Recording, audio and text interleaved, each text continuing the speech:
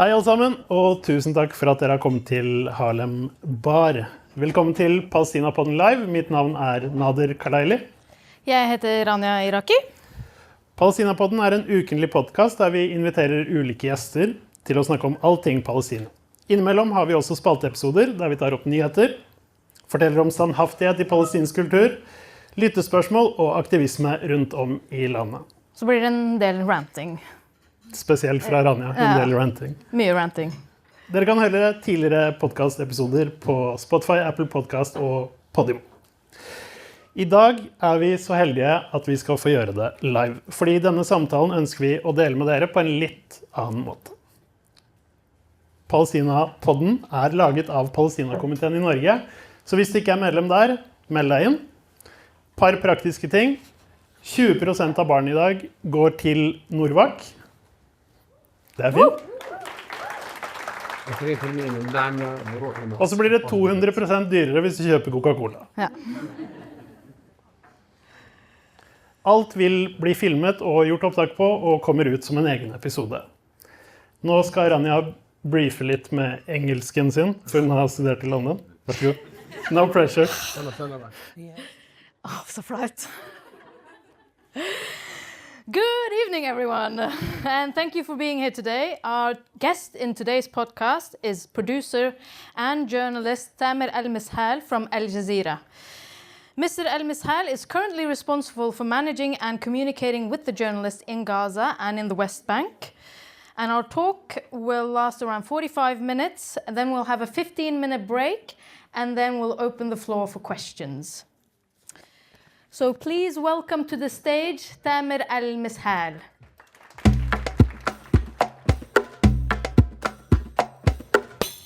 Tamer, thank you so much for taking the time to talk with us at Palestinapodden. You are a Palestinian journalist and have been a correspondent for BBC before you started in Al-Jazeera in 2008. You've also covered several wars in Gaza and other revolutions such as the Libyan Revolution and the Syrian Revolution. Right now, you have the main responsibility for Al-Jazeera's correspondence in Gaza and the West Bank.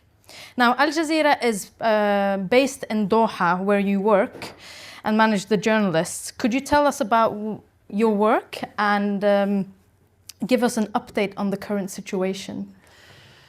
First of all, assalamu alaikum. Thank you very much for inviting me for this event. I'm very glad to be here among you. Yes, the situation is very difficult, but we as journalists, we have to be stand fasting and going on in our commitment of our message and of our professional standards and our aim to continue to coverage despite all the difficulties. Thank you for speaking about my work, but before, I am Al-Jazeera staff and Al-Jazeera journalist. I am a Palestinian human from Gaza. I am a Palestinian refugee from a family which displaced from the town of Asqalan, which is still under occupation since 1948.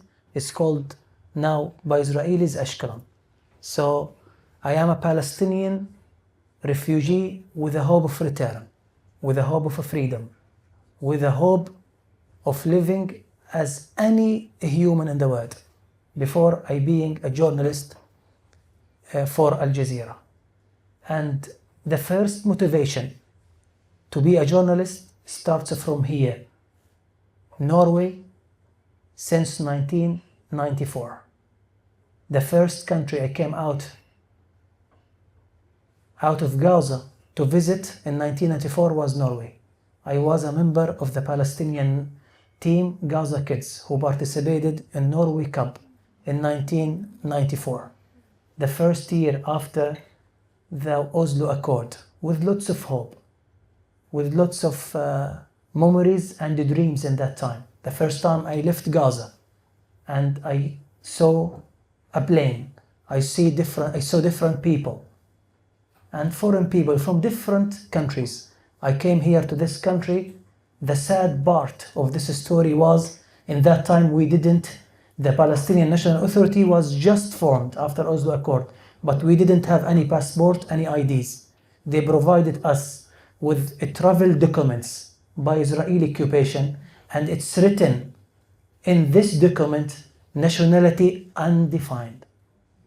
So when we reach here, we struggled to convince the people from where we are from, not just to win the games, but to tell the people our story. I was moving with my colleagues in center of Oslo, meeting our colleagues and people. Where are from? We are from Palestine. What? Pakistan?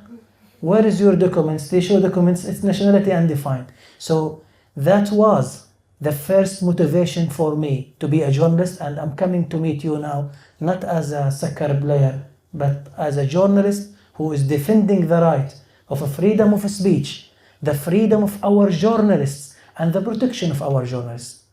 So, yes, the genocide is going on, and we are in Al-Jazeera. Title our coverage to what is happening in Gaza is a genocide. We lost more than 40,000 Palestinians, including more than 15,000 children. One of these children, I just stopped by a mom from Gaza just a few minutes ago. She is the mother of a 7-year kid who was killed by the Israelis. She's among you. She's one of the examples of what is happening in Gaza regarding the Palestinian journalists. Up to now, up to that moment, 171 Palestinian journalists and Palestinian media activists have been killed and targeted by the Israeli forces, in a number which is the highest number of journalists being killed in any war, in any conflict zone during current history or in the last decade. I was yesterday in a meeting with the union, Norwegian Syndicate for Journalism. I said to them, in the time this killing is going on, how many Palestinian journalists the world needs to stop this massacre against media, to stop this genocide against the freedom of speech? Is it enough? When we talk about 171 Palestinian journalists, yes, you have some of the international organization says at least 116, away from numbers. I hold for you the message of my colleagues in the ground. I talked to them 2 days ago, telling them I'm going to Oslo to meet friends and colleagues. They told me, please tell them, don't consider us as numbers. And I'm telling you, the Palestinian victims of the journalist victims are not numbers. 1 equals 100.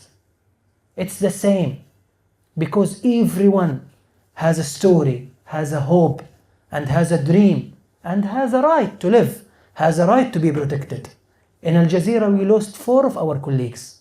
The last one, or the last 2, was a correspondent with his cameraman, Ismail Al-Ghul, a well-known journalist, a well-respected journalist, 27 years old. He was alive, covering Gaza, which is under siege, which is under fire, covering Gaza for 11 months. He was the face of Gaza on Al-Jazeera to the world.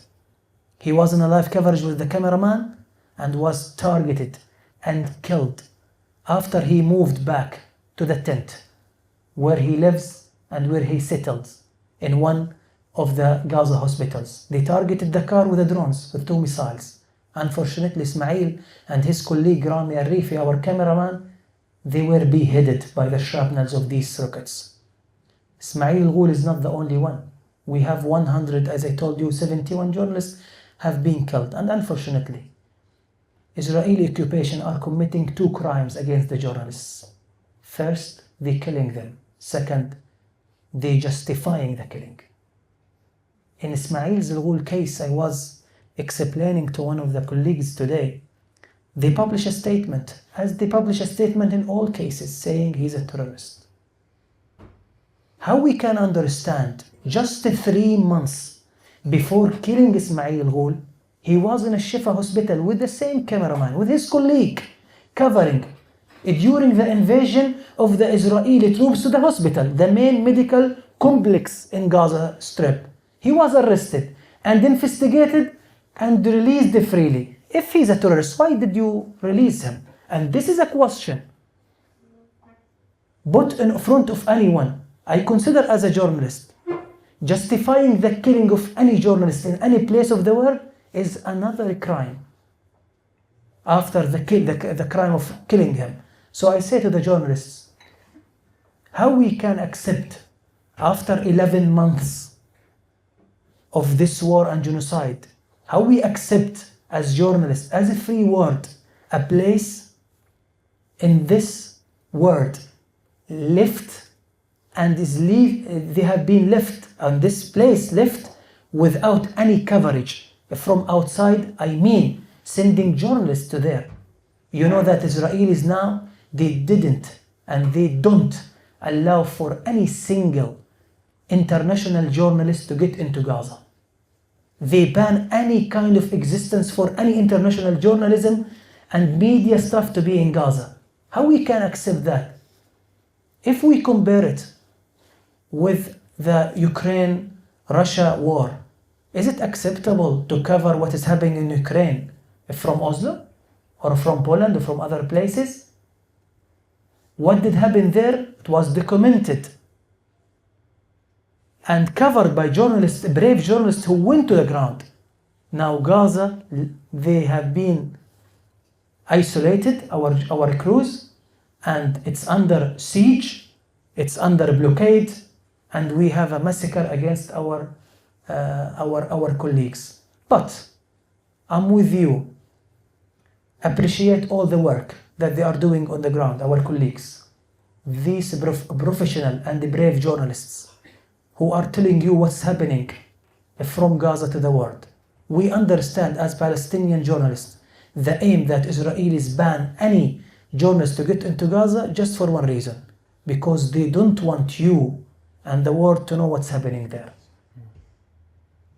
And they want to control the message comes out of Gaza. But we say, and we believe, a freedom of speech, a freedom of journalism, a free speech and journalism will win in the end, despite all difficulties. Perfect. Thank you, Tamer.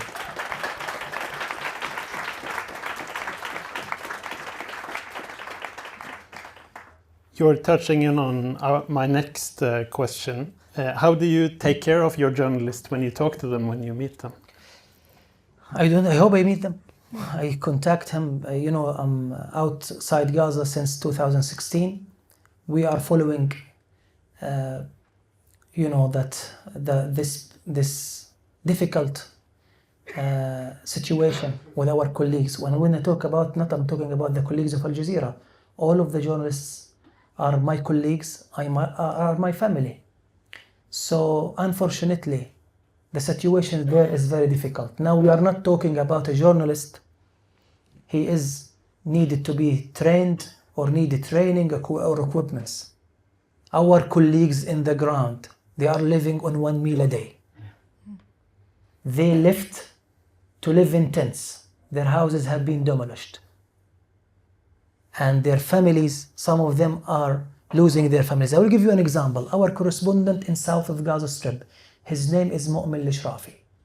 For 7 months, he's suffering the tragedy of his family. He lost 22 of his family members, including his mother and father and sister and the brothers.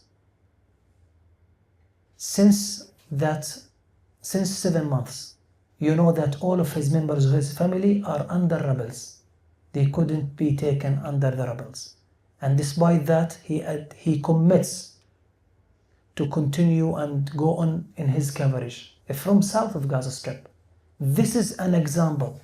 Sometimes when you explain these stories, you see who are they? I say and explain on behalf of them. They are heroes because they believe in their message. They believe that they are in a battle of freedom of speech, a battle of reality and fact, and they believe that the reality and the truth and the facts will win in the end. And unfortunately, regarding the situation, it's not about just killing. We are talking about more than 50 of our colleagues have been arrested by the Israeli troops during the invasion in Gaza Strip. Some of them, or most of them, in what is called Sidi Timan, a prison. In Sidi Timan, until now, the report says at least 30 Palestinian prisoners have been killed under torture. And imagine, we received messages from there, from our colleagues, Palestinian local journalists. They are talking about horrible torture they are facing, with no any protection, even no one focusing on their stories and their suffering. We are talking about 200 Palestinian journalists are suffering of their injuries. Some of them managed to get outside of Gaza, but most are still in Gaza. They are in a great need for a treatment, for a medical treatment, and they are waiting and waiting. We are talking about 100 Palestinian offices and media buildings have been targeted and demolished, including a press house. The press house, it's in Gaza City. It's funded, most of its projects, by Norwegian people. Projects of a freedom for journalists and the freedom of speech. The Israelis targeted this building, demolished this building, and also they killed the director of this building and this institution. Is called our colleague Bilal Jadallah. He was in Norway maybe more than 1 year ago. He's a well-known, respected journalist. He was killed with his brother-in-law while he was trying to go to a so-called safe place. They target his car by a tank shell.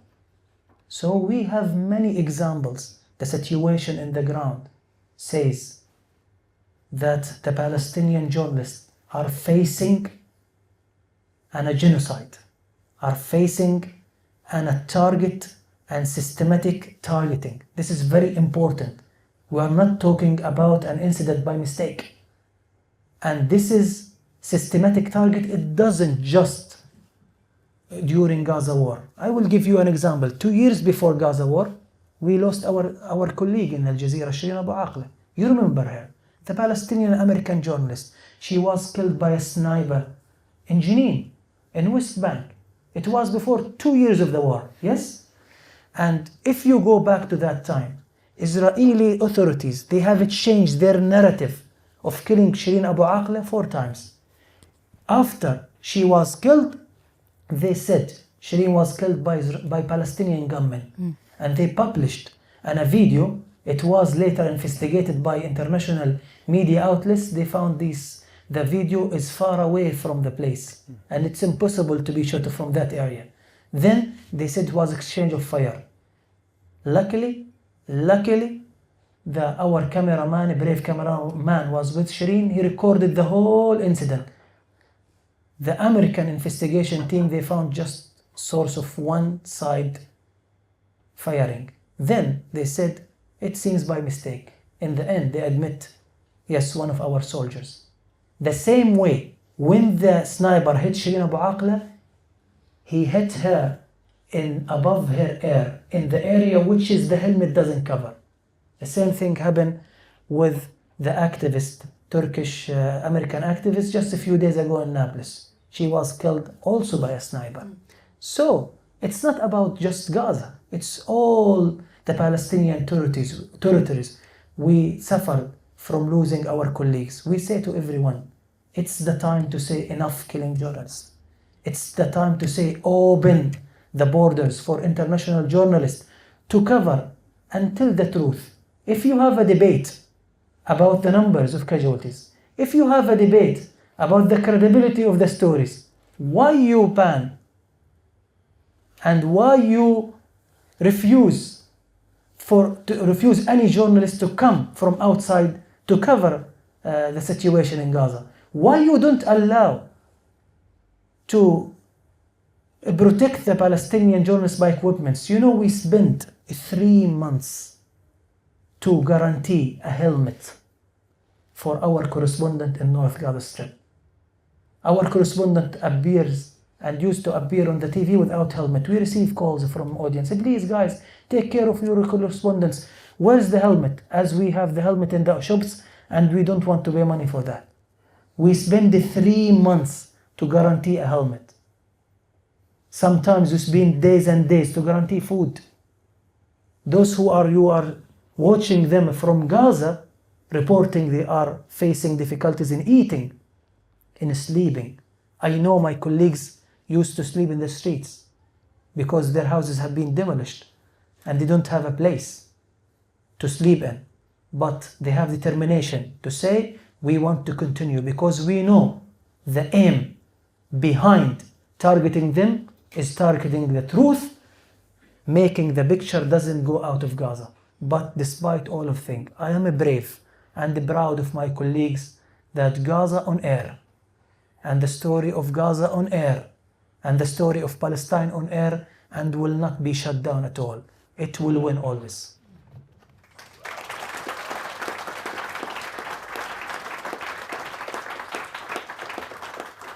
I want to ask you, because you mentioned earlier about the journalist Shireen Abu Akleh and several of your colleagues and journalists that have been killed in Gaza and in the West Bank.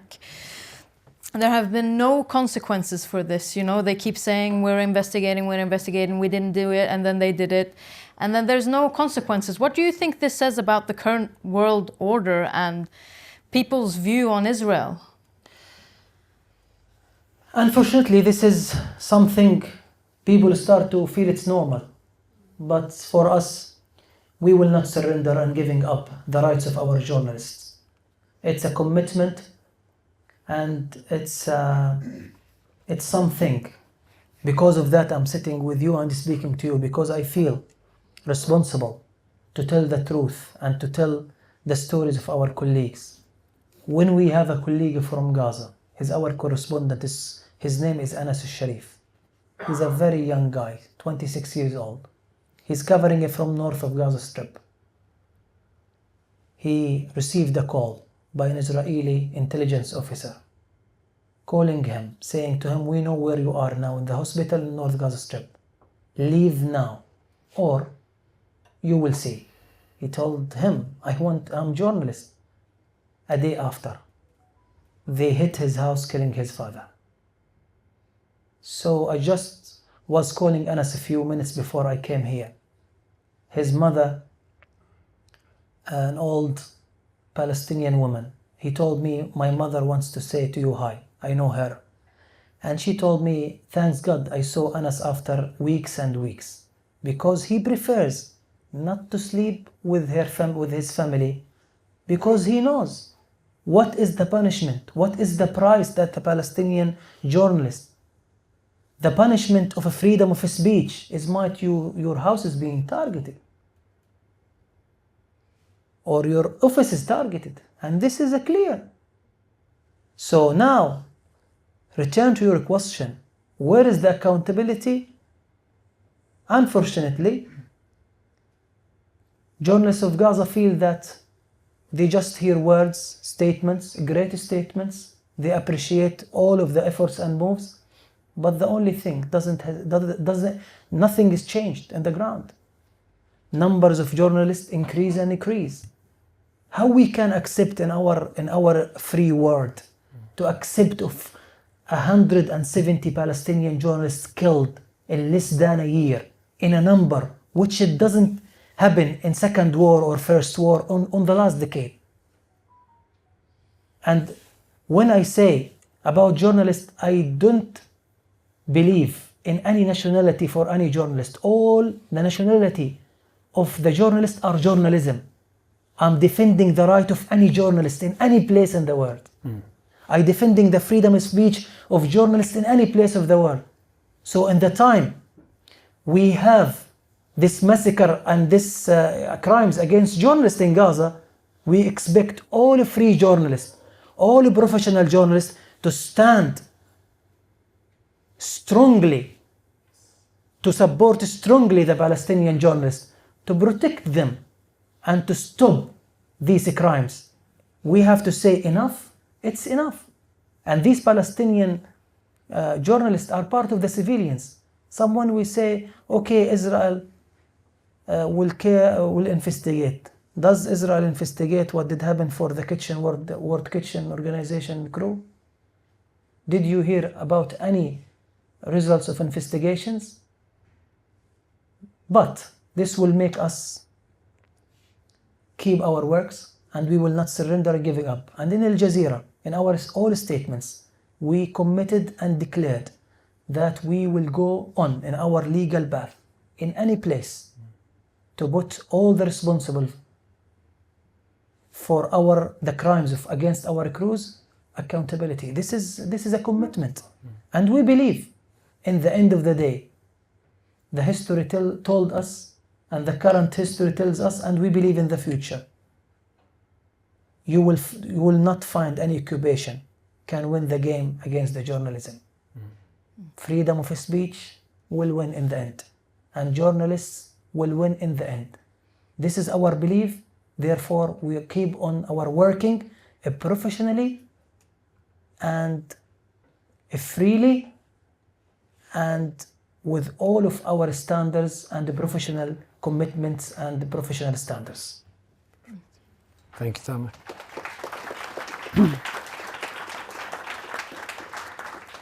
On the 5th of May this year, Israel banned Al-Jazeera from covering from inside Israel. How has this affected your work? Of course, this is something, it comes during a campaign of measures against journalism who are covering the war, including Al-Jazeera. Yes, we are paying a high price. Killing our journalists, of course, hurts us more than closing the offices. In the end of the day, losing a journalist, you are not losing just a voice.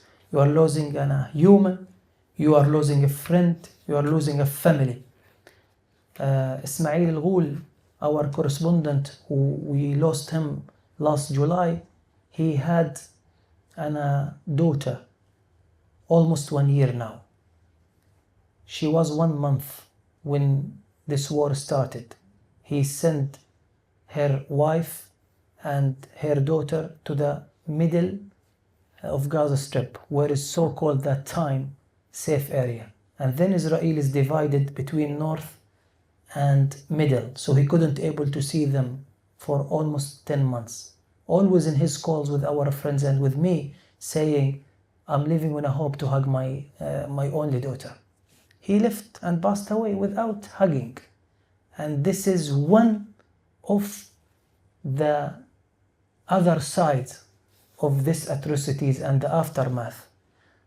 Of course, closing Al-Jazeera office, it's affecting us, but in the end will not affect our message and our commitment to cover the story from all sides. Therefore, our teams they moved to West Bank, Ramallah, they are covering the story from all sides. This is our commitment. We cover the story from all sides and leaving the judgment for the audience. And in the current world, in the current time, do you think there is any power can controls the truth, can controls the information? I don't believe. In the era of social media, in the era of citizen journalism, in the era of this freedom of speech that being calling for it from different groups and different activists around the world, I don't think there is any authority can control the information. Therefore, despite all of these measures done by Israelis, killing, blockade, siege, targeting journalists, destroying the people, you imagine sometimes they removed Gaza from the planet or from the map, but still the story comes out, still voices comes out, still pictures comes out. And when we talk about Gaza, we're not talking about a huge place. It's a very tiny geographic place. It's just 360 kilometers square. From the far north to far south, just 41 kilometers. From far east to far west, from 6 to 12 kilometers. It's a very tiny place. And this tiny place, over the last 1 year, more than 40,000 Palestinians have been killed, including more than 15,000 children have been killed, and around 100,000 Palestinians have been injured. And someone debate the definition. Is it a genocide or not? If this is not the genocide, what is the definition of genocide?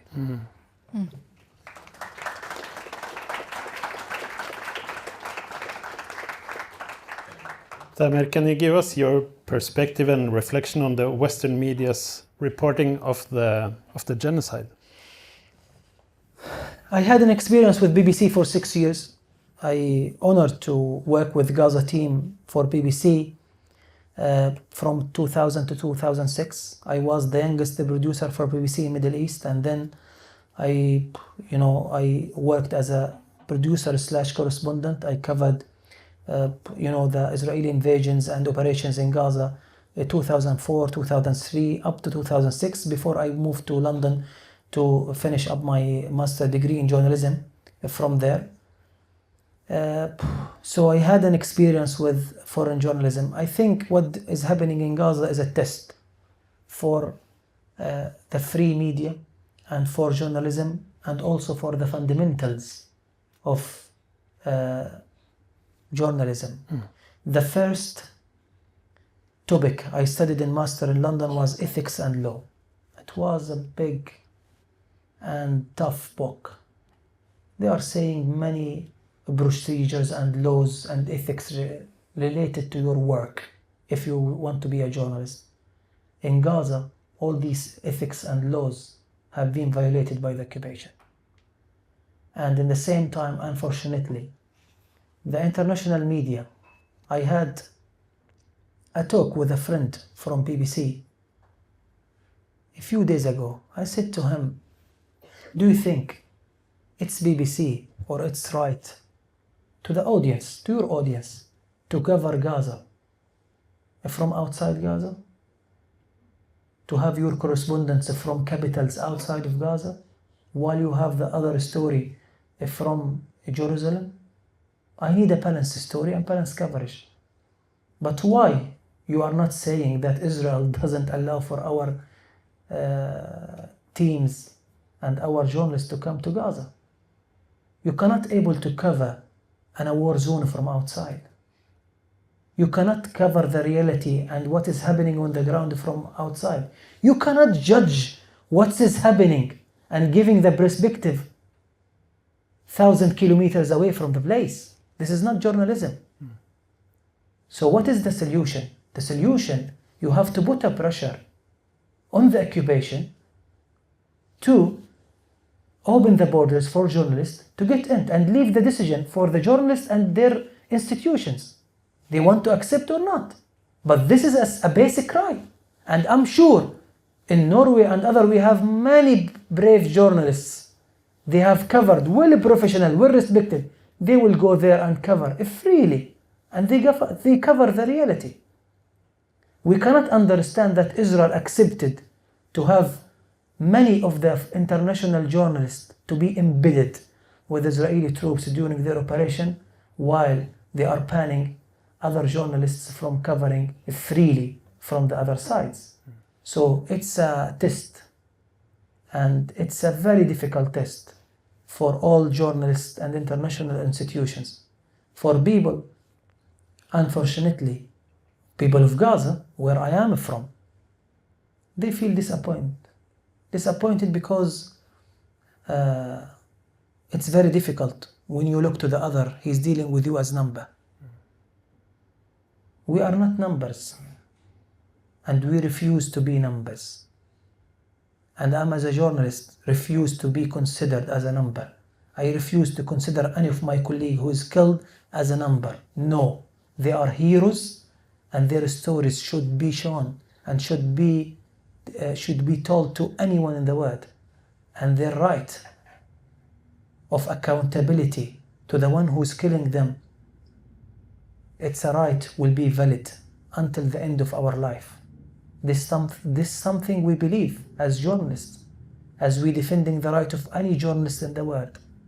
We need the people to stand up behind us to defend the right of our journalists in Gaza. And I'm not talking about our staff, because might be some of the journalists working for Al-Jazeera, we are an institution, take care of our staff. But what about the freelancers journalists, local journalists? You know that some of the local journalists, their family left without any food, without any help, without any support. This is a responsibility to anyone care about human rights and the rights of journalists in the world.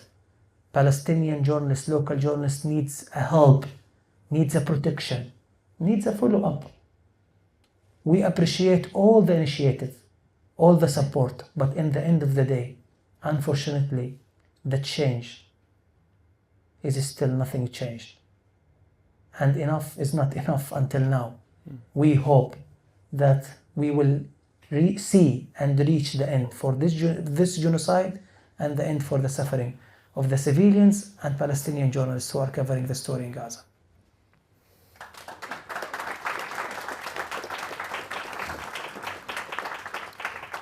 You yourself have covered several wars in Gaza. Now you're covering it from the outside with your colleagues in Gaza. How is it for you to be on the outside now? Personally, it's very difficult. I wish to be among my, I say family, and among my people, on my land. This is the responsibility. When you feel sometime your responsibility to be in the right place in the right time, because you build all this experience for the day to cover such. But unfortunately, since 2016, after I went out of Gaza, anyone deals with coordinations back to Gaza, it's very difficult and it's impossible. Unfortunately, I have been refused to go back. And I took 1 year of coordination to bring my family from Gaza to outside to join me. So it's a very difficult situation, but you feel responsible to help and to support and to give advices. But in comparison between this war and others, in each war we say this was the difficult. In 2014 I covered 53 or 51 days of shelling and the crimes. And that time we say this is a very difficult, much difficult than 2008 and 2012. But if you compare with 2014, that was much easier. In 2008, I was just joined Al-Jazeera, was fresh married to my wife, and joined just 2-3 weeks after the marriage. The first experience with Al-Jazeera covering the war. I was away from my family for 23 days. In that time, I was a correspondent who covers from Al-Shifa hospital. And you mentioned Mats Gilbert. I'm the one who did the first interview exclusive. The first interview for Mats from Gaza in 2008. I was the journalist who did it from Al-Shifa hospital. And that time, we were few journalists. I was the only one has the satellite broadcasting live from Al-Shifa hospital 24 hours. And we kept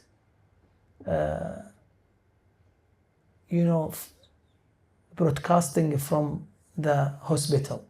I remembered that time that a British well-known journalist, Jon Snow, wants to do a story about Gaza.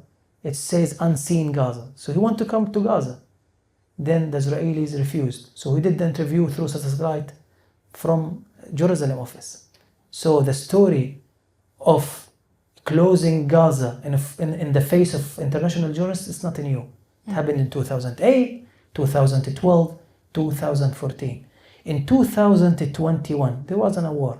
If you remember the war after what did happen in Sheikh Jarrah neighborhood in Jerusalem, they hit and demolished and targeted the building of media offices live in front of everyone. Where is Al-Jazeera office and AB office and all the offices live on camera. So I feel Israelis, they targeting because they feel and they believe there will not be any accountability. If we have an experience of accountability, I'm sure we'll put a pressure to stop these crimes against journalists. So what we call today, please put a pressure to save lives and to save and protect our colleagues in the ground. So we wish to see an end for this war. It's very difficult, but hopefully we will not witness after this meeting any loss of any Palestinian civilian or any Palestinian journalist. I'm very sad all the time.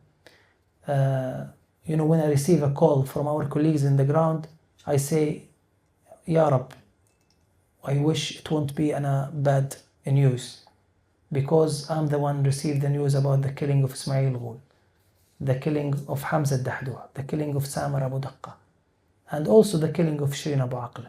So always you say, please, God, I don't want to receive such news. This is the worst thing, to receive a loss, and you want to tell the people, to the world, that you lost this great journalist. Ismail Ghul, just 10 minutes before he was killed, he was live on the TV.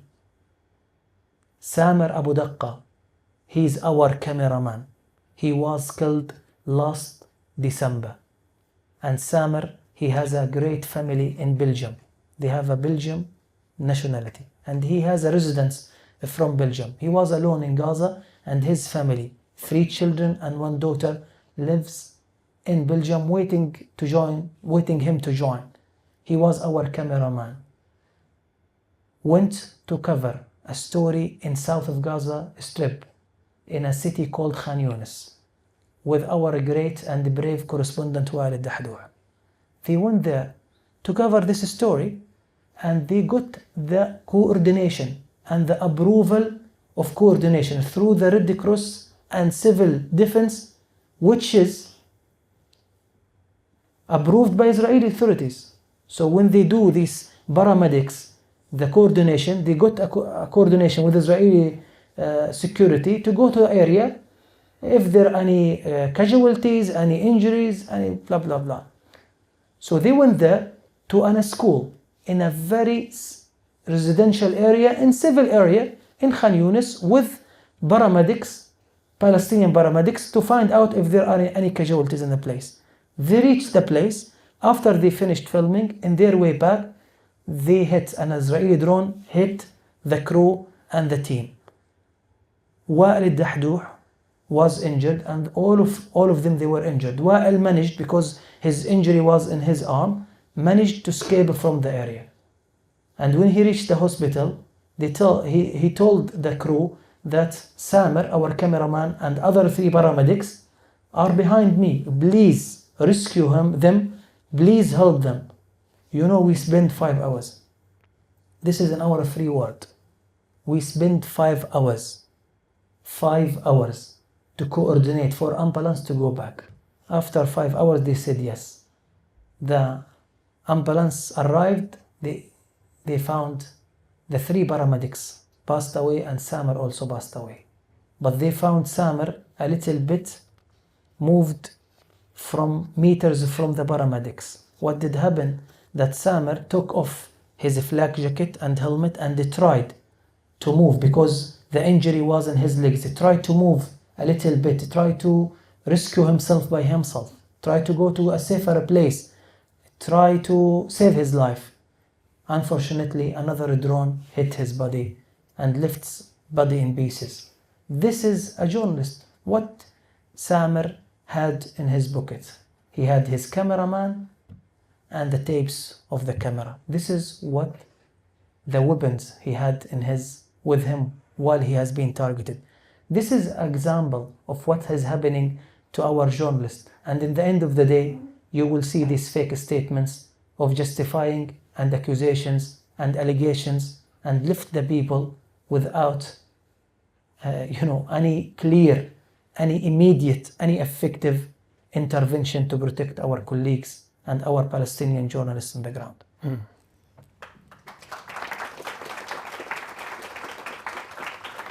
We have to round up. I think a lot of the audience has a lot of questions for you. I just want to ask you one last question.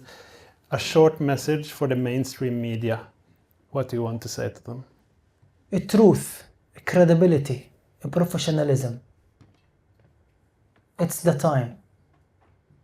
12 months of coverage. I don't understand why we didn't raise up our voices to allow for journalists to go there to work and help and protect. It's the time to say, is it the right for everyone in the world to see an existence for well-respected international journalists cover the reality from the ground? I think this is the right of you and me and anyone. So I wish we have a move and the pressure on the Israeli authorities to open the borders in front of international journalists to go there. First, to support our colleagues on the ground. Second, to cover the reality from the ground, from the field, from the scene, not from outside. Thank you.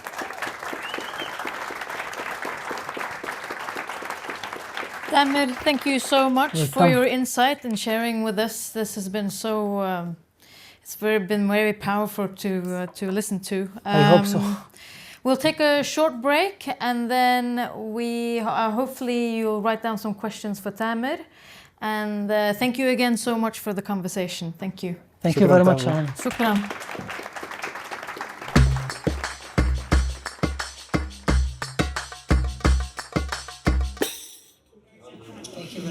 All right, thank you again, Tamer. I hope you guys have some questions. Is there anyone that wants to start? Okay, Anina, you have control.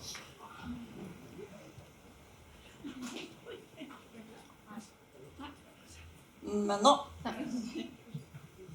Hello. Yes. My name is Marianne, and I used to be a journalist. Now I'm only an activist. I'm very, very grateful that Al-Jazeera exists. I cannot imagine how this genocide would have gone under the radar if Al-Jazeera hadn't been there. So I think we're all very, very grateful that they exist and for the job that you're all doing. And then I have a question. My favorite hero is Tarek Abu Azum. Yes. And I saw an interview with him about his work today, and he has been reporting every single day since 7th of October. And I think the statistics of him being still alive is way off the charts. He reports from early morning till the late evening, and when he comes to a tent, he continues to report on his Instagram. And my question is there anything Al-Jazeera can do to protect them? I mean, to report every day from morning till evening, that's a very big target. And he said on this interview that the journalists are so targeted that people are afraid to talk with them, because when they see the blue helmet and they see the blue vest, they step away because they can get hit by a rocket just being close to a journalist.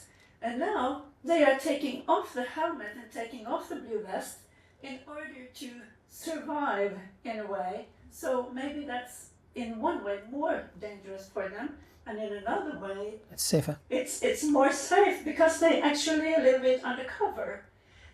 How about never having any direct coverage? What do Al-Jazeera do to protect them?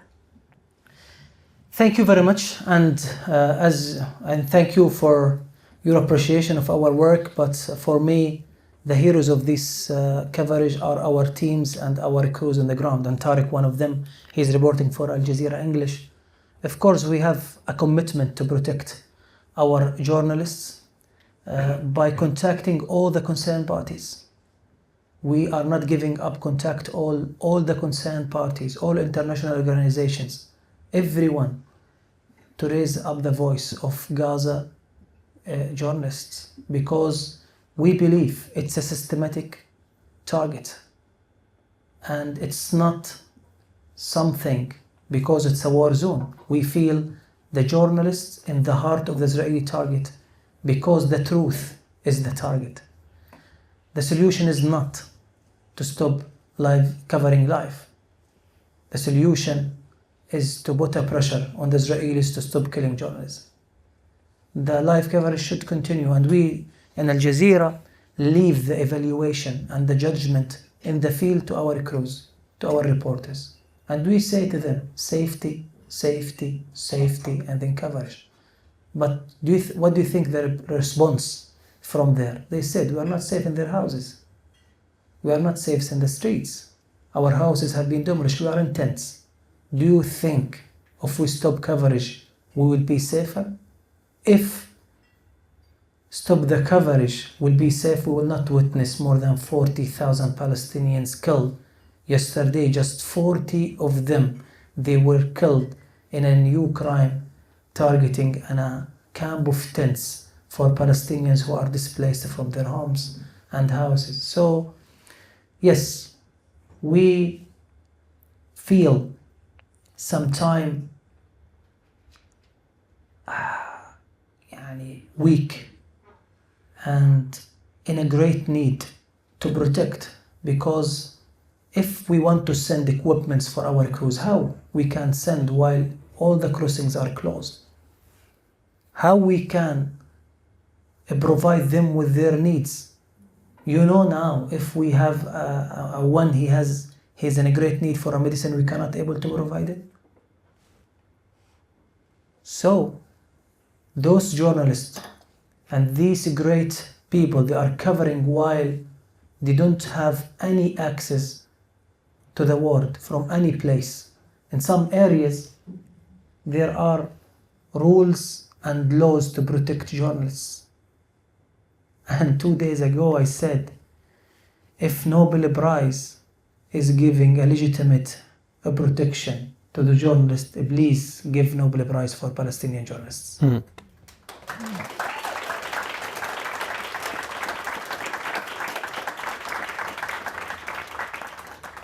Thank you for the question. Thank you for your answer. And anyone else? Ja, den er klar. Yes. Hello again. Hello, going from Morocco. I have two questions, very quick. Just to follow up. Earlier this year, we saw how the office in Gaza was closed, and also when your wonderful and most respectful colleague had to leave Gaza to Doha to get his treatment. He was also in a program called Athar. Yes, where he explained how it was to work on the ground in poor conditions when suddenly the electricity goes down or the network gets shut down. Could you give us an image of how your reporters operate during hard and poor conditions to deliver the news to us on every minute? And I also want to ask the second question, which is, could you give us also, because for us Arabic children who grew up with Al-Jazeera Arabic on a daily basis, we maybe witness and understand and think a bit differently than from people who don't maybe speak Arabic, which is Al-Jazeera English, for instance, because you may feel like the narrative is a bit different. How do these two channels co-work and coexist, and how do they deliver the news? Thank you very much. You remind me when you talk about our office in Gaza, you know, when they invaded Gaza, our team had to leave the office. So we lost the live coverage for a few hours. And I will tell you a story behind the scene. We had in that office and a CCTV cameras all over the place of the office. And some of these CCTV cameras are taking the pictures from outside. And we left 2 cameras on the rooftop of our office, even link it with live, without any cameraman, leave it live. And we were following what is happening. We covered live through the CCTV cameras and through our camera on the roof, on the top of our office. 3-4 hours after we shared it with our audience, we saw it by snipers. 1, 2, 3, 4. They targeted and shooted all the CCTV cameras and also our camera. So this gives, and we have the pictures, and we will use it in a documentary on the coverage of Al-Jazeera. This is a clear evidence that the camera is the target. The picture is the target. The truth is a target. So if you don't, what's your problem with the camera? Whereas in the top of an office, of a media outlet, in a residential area, in a civil building, should not have any problem. Why you shoot it? Why you destroy it? Because you're afraid of the picture and the camera. And this gives you the difficulties of our crews on the ground, because everyone feels that he can. You know what is the question among our colleagues there? Among not our Al-Jazeera colleagues, our all journalists there, who is next? Every day they're saying goodbye to each other, because he might go for a coverage and come back as a martyr. This has happened a lot. Ismail wasn't living alone. He was among his colleagues. And unfortunately, some of them, he's not just waiting his colleague, even his family. While Al-Dahdouh was on the rooftop when he received the killing of his wife and 2 children and his grandson. He was alive. He was doing his job alive. And what is the sad part of this story? He sent his family to a place which is so cold. Israel is declared, go to this place, you will be safe. He sent his family to be safe, and he sacrificed his life for the sake of the truth. In the end of the day, they targeted his family in so-called safe place. So there is no one safe place. I am as a journalist, I am as a professional journalist, again and against naming any place safe in Gaza, because this is against the truth. And this is not the reality. And this is not the fact. In some media we say safe. All the so-called safe places have been targeted. Most of the casualties have been killed in safe places, in so-called safe places. So there is no place safe. And if you go in, why I was explaining today to some colleagues about why the debate about the numbers and of the casualties in Gaza. You know why? Because yes, we have 40,000 Palestinians, but the ones who are not counted, you know who are? The ones who are still under the rebels, and they didn't manage to get them from the rebels to outside. So we have 10,000 Palestinians bodies under the rebels of houses and homes and camps in Gaza, because the free world doesn't put a pressure on Israel to allow for trucks and for bulldozers and for capabilities and rescue teams to get these equipments to civilians to rescue them or to get their body from there and put them in graves. This is something, it's very sad when you have some friends, they had to bury their fathers or mothers or relatives in the gardens of their houses. Many of the houses of Gazans tend to be cemeteries and the graves of their members because they couldn't able to bury their members in cemeteries. So this is the situation. And those are civilians, their names. A 12 months of killing. And the names, when they say, okay, there's a debate number about casualties of journalists, about casualties of civilians, go to the names.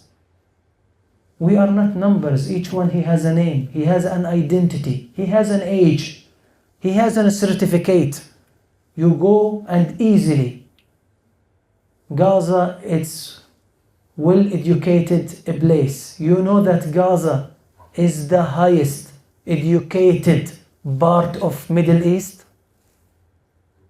It's the highest numbers of students and educated members among, in comparison with other population in Middle East and Arab world.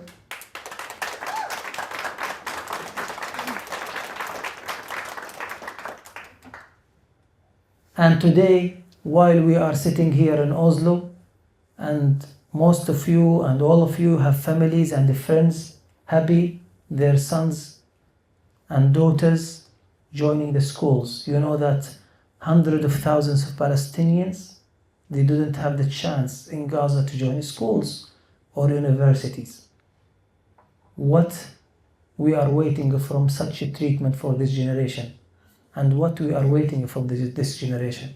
Is it the time to say the right of education, to save the generation, and to settle this part of the world? When you fight this generation with food, with their rights of education, with the right of living, what do you expect the aftermath will be? This is a question in front of anyone following what is happening. When you have the killing of journalists and the killing of this media stuff in the ground, do you think you will trust anyone talks afterwards about ethics and law, about freedom of speech? What kind of freedom of speech while we are witnessing in this current era the killing of our journalists in front of the cameras?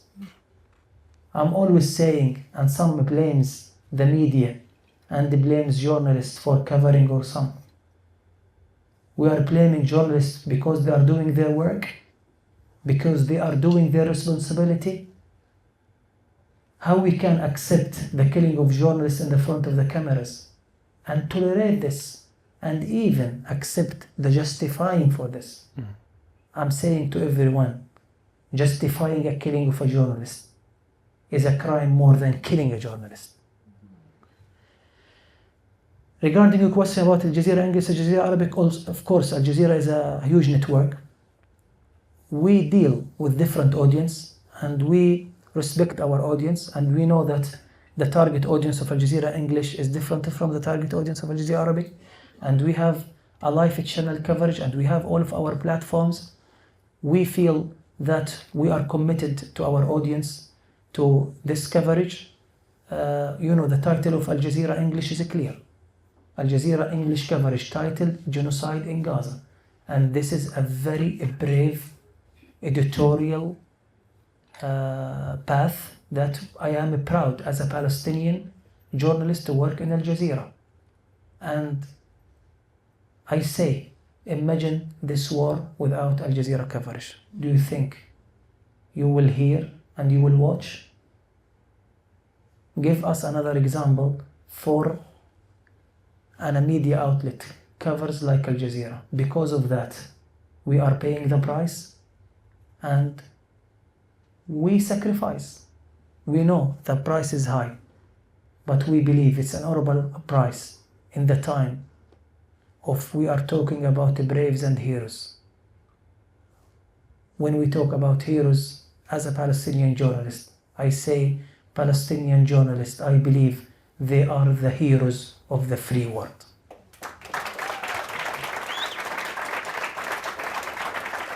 I just want to quickly follow up Yasmin's question, because I also watch Al-Jazeera Arabic when I'm at home, and then I watch Al-Jazeera English when I'm in my home. When I'm at my parents, it's Arabic. But because you obviously see very explicit pictures on Al-Jazeera Arabic, you see things from the local governments in Palestine that are not shown in Al-Jazeera English. So why are we sort of covered from seeing these things, and how do they cooperate with the local government? Yes, but I think, we don't have, the coverage is not a reversioning. It's not like Arabic, we reversion in English. It's a different channel with different audience, we deal it, and this is a professional way of dealing with journalism. So, of course, Al-Jazeera English targets a different audience than Al-Jazeera Arabic, but in the end of the day, all of our contents are shared on our platforms in English and Arabic. For me, for example, I'm doing, and this is very good to share my experience in investigation program. I present an investigation program. It's called What is Hidden is Greater. In Arabic, ما خفي أعظم, which is tip of the iceberg. You know this phrase. And in addition to the suffering of our colleagues, I had a long suffering. I will mention two examples I share today with the students in the University of Oslo, the media students. I shared them two experience of my experience related to my investigation programs, which I present since 2016. The first one I did just before the war, before this war, an investigation program is called the closed space. You can go to Al Jazeera website, and you can see it's in Arabic and it's transcribed in English. It deals with the suffering of the Palestinians and journalists with the narrative of Palestinians or the Palestinian narrative on meta platforms, Facebook and Instagram. And for 1 year, me and my team, we did an experiment. We launched 2 pages, one in Hebrew, one in Arabic. The Arabic one with a Palestinian narrative, the Hebrew one with Israeli narrative. And we publish the same events in Hebrew narrative, in Arabic narrative. This is a pro-Palestinian and this is a pro-Israelis. And we see how Meta deals with that. We published photos of Palestinian militants, and we published photos of settlers training their sons on weapons in some cities in Israel. And we published photos of, and for example, statements in Palestinian narrative, and we published a statement from Israeli minister who says death to Arabs. 2 months after we published these 2 pages, the Arabic one has been restricted and removed. And we received a message saying you are against our policy and you violate the standards and the laws of our platform. For 1 year, the Israeli the page still active, and even we got an offer to boost and to promote the posts, even a post, and that was really something really was for me shocking. And a post we published on Israelis are celebrating killing a Palestinian kid in West Bank. So we put that and we asked for a promotion.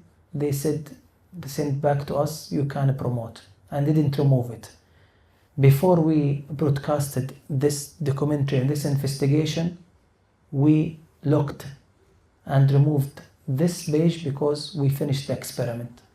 And I shared the results of this investigation with one of the members of the oversight board of Meta and said, how you defend this?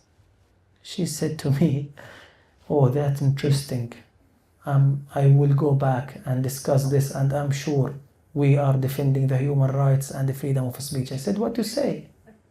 This is how it comes. we are behind these 2 pages. And they said, we will, go back and discuss and see. I published this documentary on Al-Jazeera Arabic just 1 month before this war. 24 hours after publishing and broadcasting this investigation, my account has been removed. Despite I didn't publish this investigation on my personal account. I saw my account disappeared and looked and sent a message, you are not anymore on Facebook. So Al Jazeera did a coverage, and I had been interviewed by AP and AFP and Guardian, and 8 hours later, I saw my account again is alive. I sent messages until now, no response. This is how it's dealing with Palestinian narrative. And I did this job, and I'm proud of that. The other experience I shared today, I am a victim, a Palestinian journalist, victim of spying on my phone by the spyware Pegasus. But I was a clever victim. In 2019, I did this investigation. You can watch it on Al Jazeera English website and YouTube. It says the title, Spy on Your Phone. And in this investigation, I was expected, because this phone I'm using for work, I heard about spy hacking and spyware and new techniques. So I said, I have to be ready. How? So with my team, we put a special program in cooperation with one of the labs in Canada to monitor my phone, if there is hacking or not. 6 months later, as we expected, we received a sign of hacking. It was by a technique which is very expensive. Therefore, I felt I'm very important. It was a zero-click technique. What is a zero-click technique? You don't need to have a link to press to be hacked. It just, you receive a call on one of the applications, WhatsApp. The receiving the call means you're hacked. It costs more than $1 million, and sometimes it's cost maybe the one phone maybe costs $2 million. So okay, I was lucky that I was prepared. So I managed to find out this hacking immediately, and through the information we gathered by this hacking, we found 36 of my colleagues in Al Jazeera, they've been hacked. So this is an example of what we are suffering in our part of the world. Because sometimes I'm advising my colleagues, advising you as audience, please, when you talk about Middle East, bear in your mind, that word and that place of the world is different than here. We are not living in Norway, and the difficulties is not like Norway. The people there are facing difficulties through generations. The one standing in front of you, yes, we are laughing, you feel me as normal, and I'm happy to meet you. So today my friend Ammar, great friend, told me how you can be brave enough and don't have tears when you speak about it. I said to him, yes, the tears comes when it comes, but I try as much as I can to stand fast in front of people, because I feel I'm responsible, and I lived in a place where all of my childhood was through the first intifada. Whereas the first intifada, I spent most of my life inside the house, afraid of the Israelis attacking my house. When I was 7 years old, I was running in the street of near my school, stopped by Israeli forces, taking me to one of the streets, slapping me, and they told me, don't go to the school, go back to your house. This is the experience I passed. And when I studied my journalism in 2000 in the University of Gaza, that year was the year of the second Intifada, where start the shelling from the plane and from the jets and from F-16 and Apache. So my academic career was through the fear of shelling and killing. And when I start my working as a journalist, I wish I start with covering festivals or happy life. But my first coverage was a war on my country, on my people, where I lost many of my friends. And today I'm standing in you as a father with 2 children, while I am looking to my people, my friends. I lost 2 of my houses. The house of me was being targeted, and my family house had been demolished, and I lost many of my relatives and many of my friends and all of my memories. And I lost one of the things I kept for 20 and more than 20 years, and a very nice album of pictures from here, from Norway. After they demolished the house, this album disappeared. So it's not a demolishing of a house. It's not demolishing of just a building, just the rocks. It's a demolishing of memories and of dreams, of hopes, of lives. So again and again, we are not numbers. We are stories. We are a human like you. We're looking for a freedom of our people. We want to live one day as normal as any people in the world. We want to live without any restrictions, without any closures, without any besiege, without any shelling, without any killing. When this morning will come, this is the hope of anyone in Palestine, as anyone in Palestine wish to anyone in the world to live in peace and to live free. But despite all difficulties, I'm not losing the hope. One day you are all welcome to my house in Gaza, in a free Palestine. Inshallah. Inshallah, free Palestine.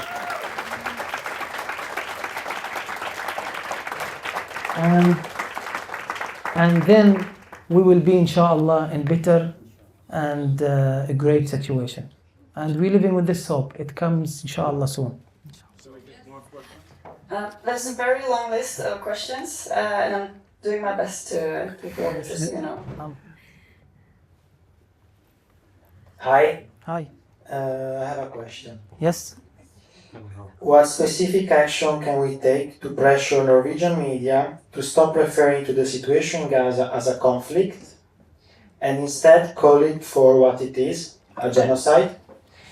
And how can we push them to give this crisis the urgent coverage it deserves? Thank you very much. My call easily responds. Put the pressure on all the media in Norway and anyone in the world. Please send your professional journalists who are accepting and they have experience in covering the war zone.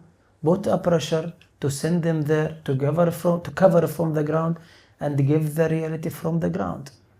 Don't give the judgment of the situation from outside. We are proud of Al-Jazeera because our team's on the ground. If our team's in the ground, you will not see this picture. You will not see this coverage. My call for all. Free media means let the media go there, so then we protect and support the media, local media there, and in the end, we give the people better and the professional coverage from there, and we leave the judgment for people.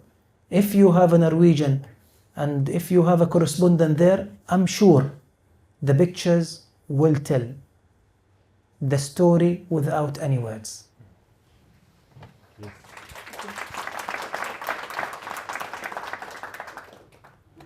Thank you very much.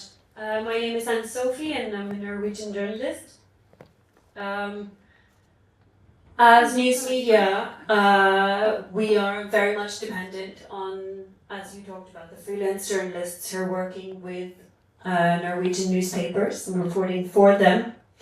And I would like to ask you about your experience and would ask you to reflect on how the international community of journalists has responded to your situation as journalists, as your colleagues, to the situation that you're. Yeah. Thank you very much. I do appreciate all the support, all the work, all the initiative done by any institution, international institution, to support the Palestinian journalists on the ground. Yes, in the time we do this appreciation, but we say, unfortunately, it's not enough, because the situation is still disaster and the crimes goes on. So I was clear. I'm coming from this experience from the ground. I know the need, and I'm clearly say the solution for what is happening, for the sake of freedom and for the sake of the reality. Open the borders for journalists to go there, to cover from the ground, to cover the story and document the stories from the ground, from the field. This is the right of you as an audience, as a follower, as a watcher. Imagine if you are watching what's happening in your country from a correspondent covering from miles and miles from a far away country. Do you accept that? How we accept in our free media that, unfortunately, yes, many of news agencies, many of international media, they withdraw their staff from Gaza to other countries. That was good to save the lives of people. But in the end of the day, not all of journalists have this opportunity. And in the time we support these journalists outside, we have not to forget our crews, our staff, our great journalists on the ground. And in the same time, it's not acceptable.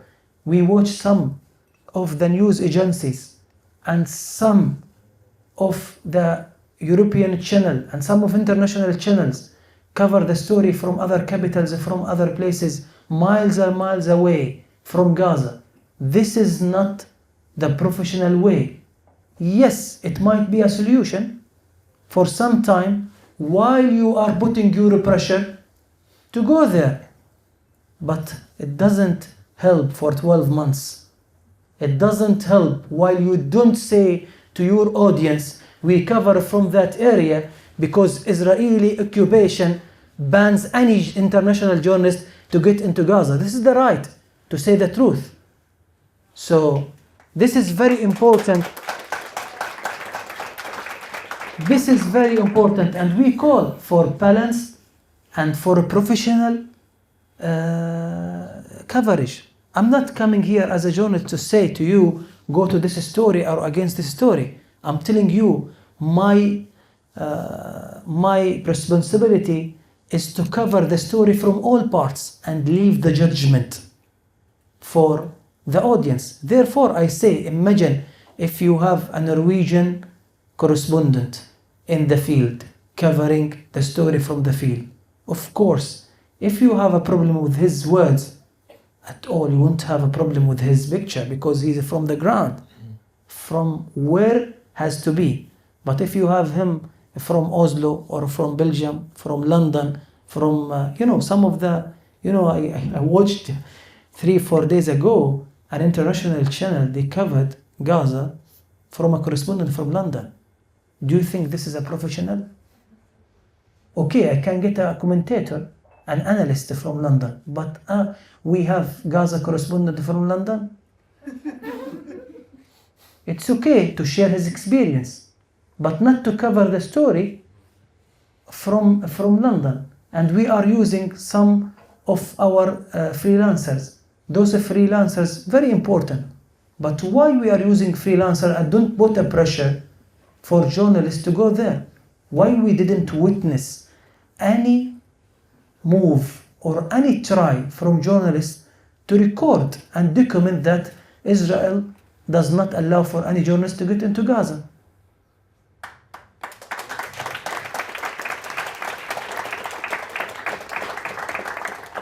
Yes, Tamer, two short questions. Yes. The first one is, do you observe any change in the international media from the beginning of 7th of October until now, in outfitting or treating the news coming from Gazastripen? The second question is, while we have struggles and some challenges for the journalists in Gazastripen, do you think that the social media and the platforms have been successful in conveying the truth more than the classical media? Thank you very much. First of all, regarding the social media, I, as a journalist, I appreciate all efforts, and they are great efforts, and for that we have great heroes comes out of Gaza. You know, when she said about Tariq, we have a new generation of journalists. I say the generation of war comes to tell the story. Those are heroes. Before the war, some of them they were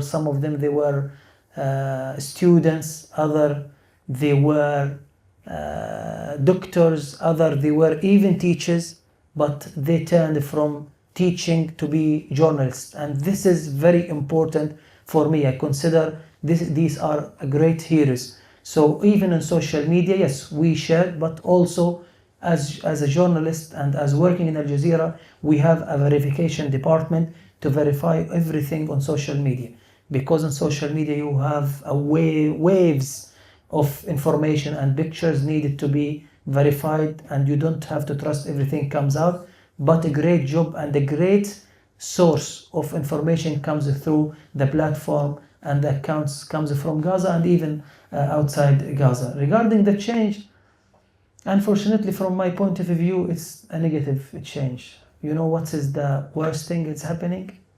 It's what the numbers comes out of Gaza. People and media in international media start to tolerate these numbers.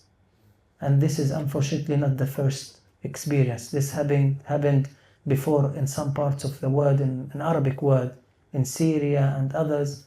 It's very normal. It's normal to have 100 men and women and children killed in a strike, as our fate in this part of the world, to be killed in the front of the cameras, and we are numbers. But I'm saying in front of you, we are not numbers, and our journalists in the ground who are suffering every day, they are not numbers. I keep repeating this to remember me as a message from heart to heart.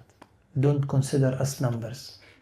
Please, we have lives, and we live on hope, and we live on dreams, and we're looking for the time for this war to end.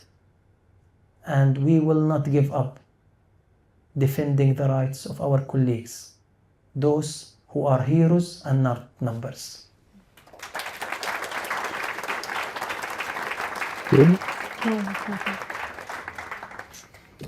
Thank you. Hello, my name is Sana. First of all, thank you very much for being here and sharing your experience and knowledge with us. First, I want to start with a quick follow-up on the question of putting pressure on media to tell that Israelis don't do. Actually, there are a few media who tell that. Maybe they are a minority, but there are. The problem is that it doesn't change much. I mean, for example, if you take the case of France Inter, which is a French media, when they report on Gaza, it's their correspondent in Jerusalem. They say it, and they say sometimes we have people in Jerusalem, but because we are not allowed to go to Gaza by authorities.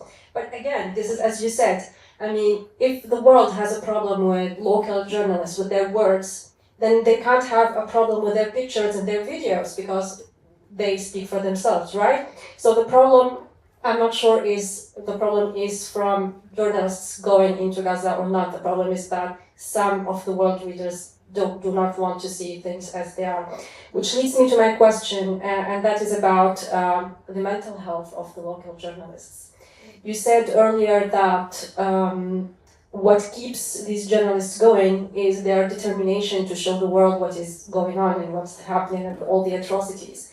But now it's been 1 year that we have been seeing, and everybody has seen, and everybody knows. And those who don't, that's not because the information is not available, but for different reasons.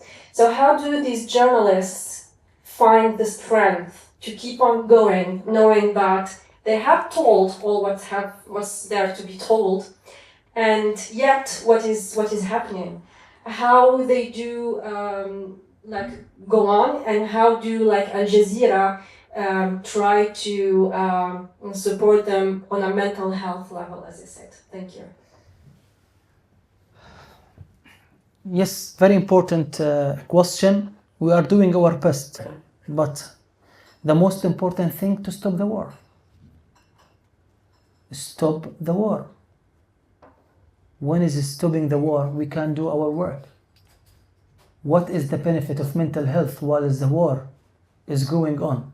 Doing mental health for our correspondent while he's in a tent, without any food, without any water, and from time to time shelling here and there.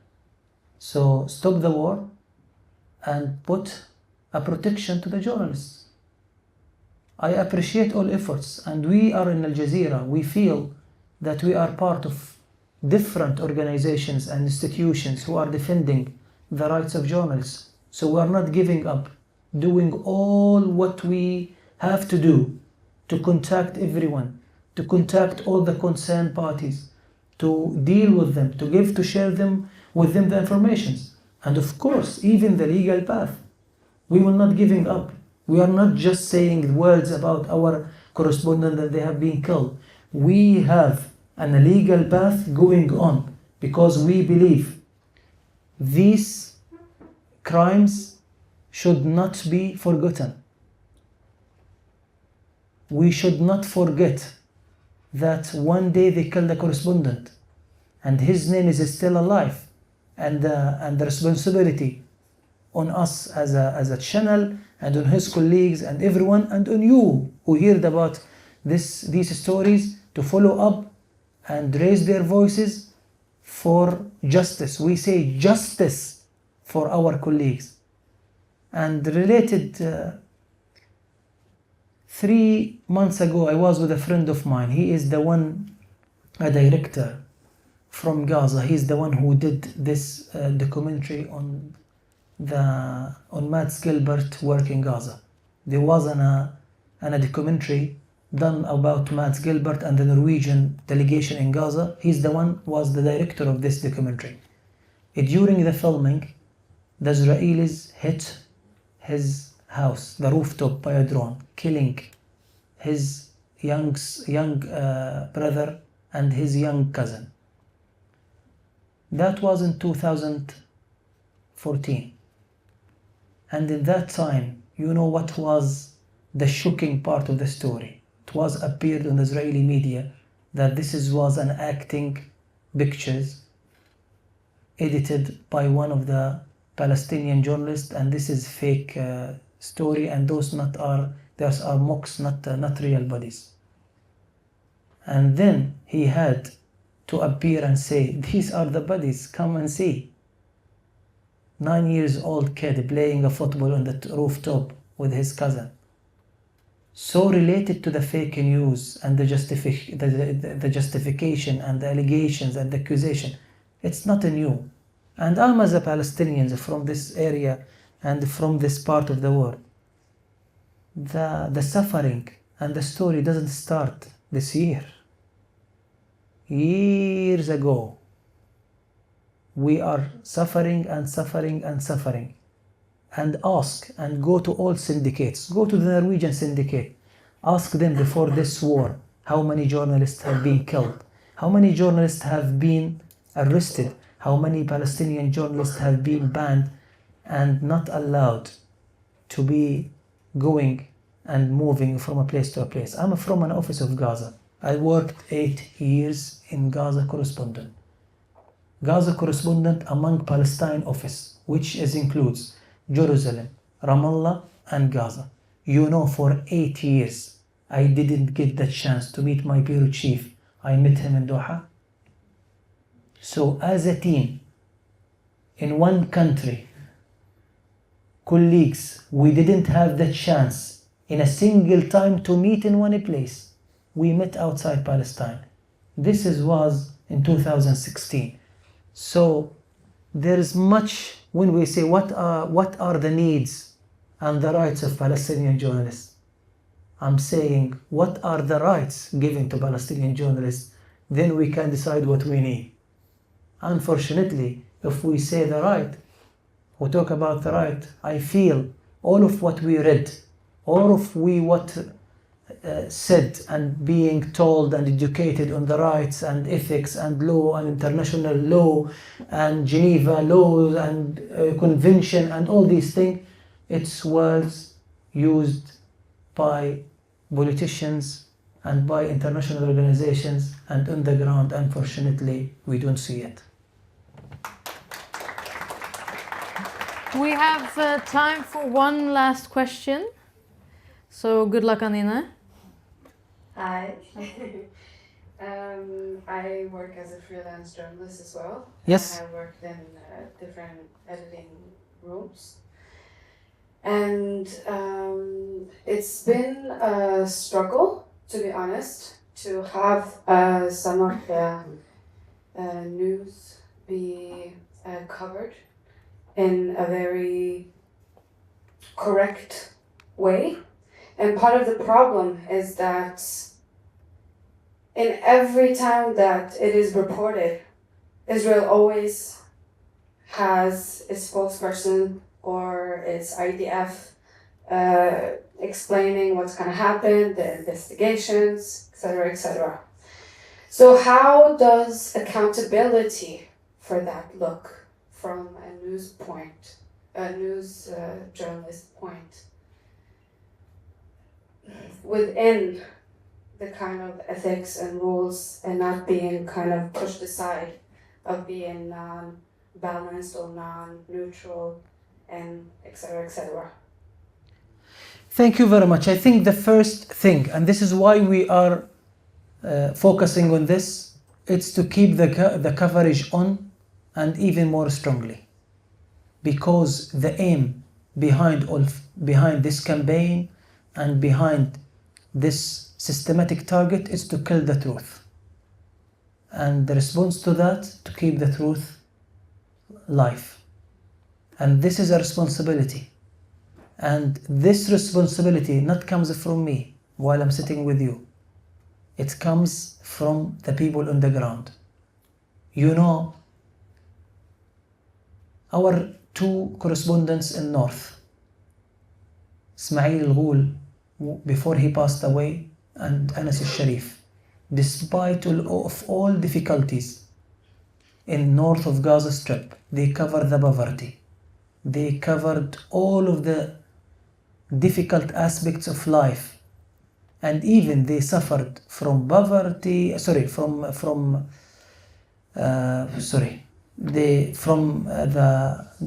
Not providing with food, not providing with water, despite all the difficulties they are facing, and despite doesn't even providing them with medicine.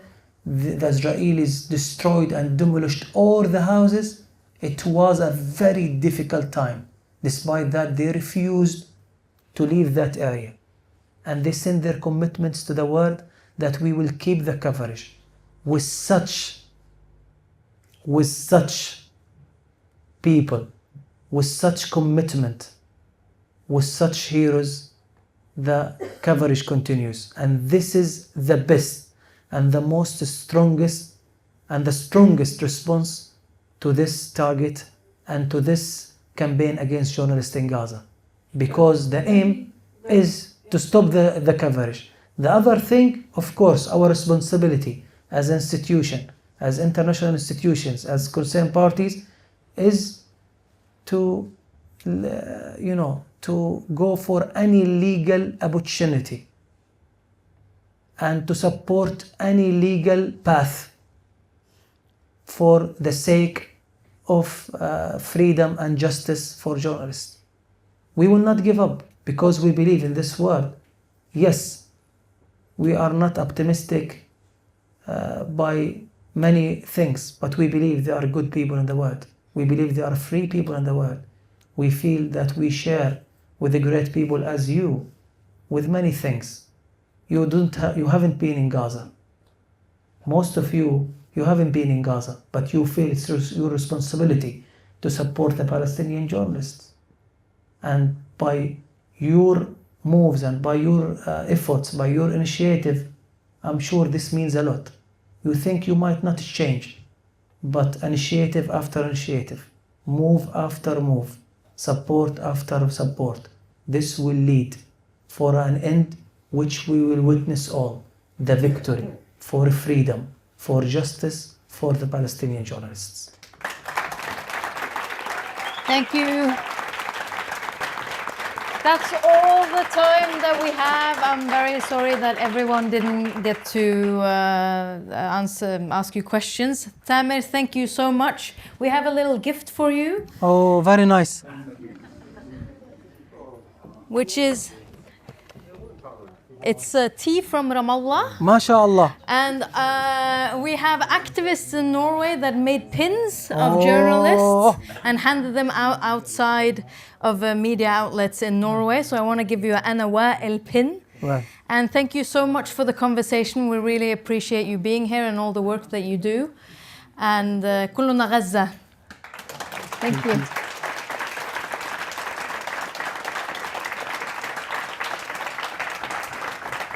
Thank you very much. Thank you very much. I will make sure this tea will make tea for the crew who is following up the guys inside Gaza. So I will tell them this is from nice people, and this is, I will guarantee to handle it to Wa'il himself. Inshallah. Thank you everyone for coming today. Thank you all for being here. Thank you to Harlem Bar and thank you to Palestinakomiteen. Thank you very much, guys. Fritt Palestina. Fritt Palestina. Thank you very much.